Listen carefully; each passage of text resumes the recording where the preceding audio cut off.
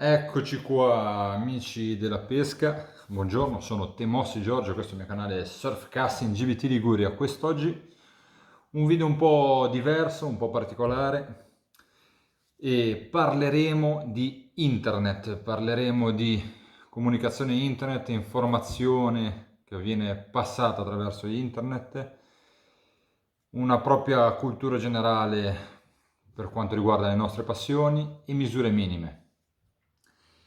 È un video che volevo fare già da un po' perché per parlare di internet e di nuovi mezzi di comunicazione, secondo me qualcheduno dovrebbe mettere un attimino di freno perché se pochi di voi conoscono me è grazie sicuramente a internet, quindi io devo solamente che ringraziare la fortuna, me stesso e le persone che mi conoscono e che mi seguono in questi anni sicuramente.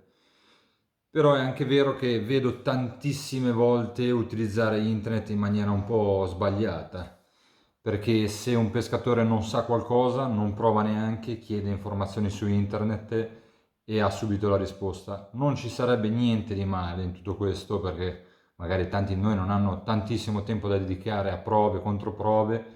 Io stesso propongo tantissime volte per anche mettere in mezzo altri pescatori qualcosina, come si pesca, come avete preso questo pesce, però è diventata ormai un'abitudine da pescatori pantofolai a fidarsi completamente a internet, mi sembra, e vedendo vagamente i vari siti di comunicazione generale, senza far tanti nomi, dove si creano tantissimi gruppi, tante volte dettati dal campanilismo o semplicemente dalla propria regione, cosa che io cerco a volte di spezzare perché ci si unisce per la stessa passione, non per la stessa regione. Poi ognuno ha la propria visione, la propria intelligenza e ognuno fa un po' quello che vuole nella propria vita. Comunque, secondo me sta scappando un attimino di mano questa visione che è non vado più a pescare, chiedo e mi guardo in giro. E si trovano in tantissimi mezzi di comunicazione, e ripeto, non voglio fare nomi, foto e controfoto di pesci. E una cosa che ho notato che mi dà particolarmente noia è vedere catture sotto misura di pesci che non si sa neanche di cosa siano. E un pagro sotto misura, ho preso questo, che cos'è? È bello che è morto dentro il secchio. Ho preso uno spada in barca di 10 centimetri, sarà una guglia imperiale? Morto in barca. Ho preso un dentice sotto misura, la solita amia scambiata per leccia stella, morta dentro il secchio. E adesso capisco che tutti quanti dobbiamo partire a pescare, nessuno sa tutto, io no, in primis non saprò tantissime cose. Però è anche vero che non bisogna soffermarsi sempre le informazioni ce le dà internet o dobbiamo chiederle? Ma perché le informazioni noi invece non ce le cerchiamo da soli prima di fare dei gran danni? Il sottoscritto è 2 o 3 anni che riceve minacce per il semplice fatto che ha fatto uscire fuori, come tanti ci hanno provato prima di me, il problema delle reti sotto costa, delle misure minime e di queste cosine qua. Ma se siamo noi in primis ad andare a pescare e non sapere di che cosa stiamo parlando, mi fa un po' ridere. E tanto più se condividete queste foto pubblicamente. Non conoscere la differenza tra una lecce amia e una lecce a stella, quando il primo diventa 50-70 kg e l'altro diventa al massimo due palmi di mani, per quanto possa essere descritto come il pesce della vita, mi fa un po' ridere. E mi fa un po' ridere, per non dire incazzare, l'atteggiamento, ripeto, di tante persone che aspettano sul divano. Quando voi aspettate sul divano le risposte, potete anche cercarvele, perché internet è fatto apposta per dare le risposte, non dagli altri pescatori o da pesci morti dentro i secchi, perché siamo nel 2021, non vi costa niente, chiunque di noi ha un cellulare e un flash in caso fossimo di notte, fare una foto a un pesce vivo e ributtarlo in mare, se non si sa di cosa si sta parlando.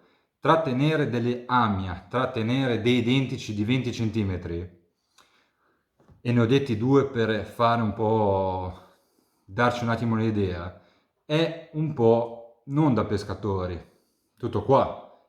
E è un atteggiamento che internet sta creando, che personalmente a me, da pescatore, che io ci sono cresciuto da quando avevo 5 anni, e a 5 anni puoi chiedere a tuo papà, puoi chiedere, puoi vedere in giro, puoi chiedere ad altri pescatori.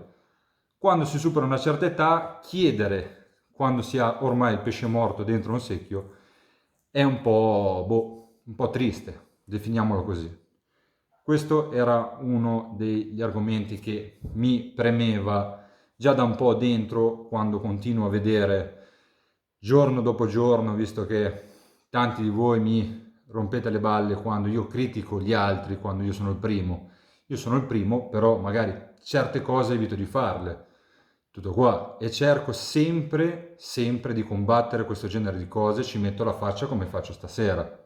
Tutto qua, non vado a scrivere come i leoni da tastiera, io ci metto direttamente la faccia. E questo è un primo argomento che, se avete ascoltato bene, fa parte di un ragionamento un po' più ampio, che è crescere come pescatori, ma grazie alle nostre ricerche sul campo e su internet o sui libri, come si faceva una volta. Ok? Non aspettare sul divano che le risposte ci vengano date, perché sembra che il mondo stia andando in quella direzione, ma poi ci porta a fare degli errori giganti. Uccidere pesci perché dobbiamo fotografarli, perché dobbiamo postarli e chiedere agli altri che pesce è. Perché? Quando possiamo benissimo fare una foto da vivo e ributtarlo. Uno era questo.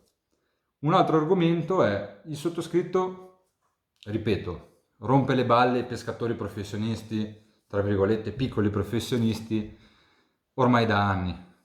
Prima per le reti sottocosta, poi per le misure minime, che erano due discorsi collegati, perché pescando sottocosta, per quanto mi riguarda, i tonni non li prendi con le reti, tanto più se peschi con i tremagli, che è un modo di vedere tre reti messe una attaccata all'altra che creano un tremaglio.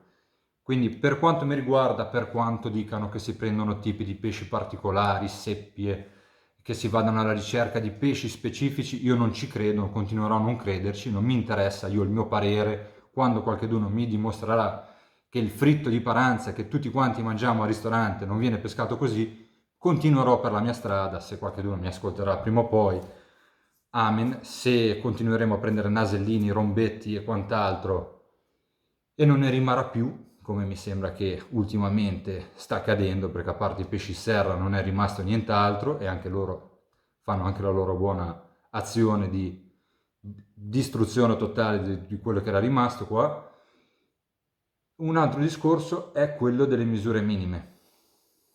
Quando si parla di misure minime e sento parlare delle persone, perché io ho preso un'orata di 25 cm e allora rispetto le misure minime.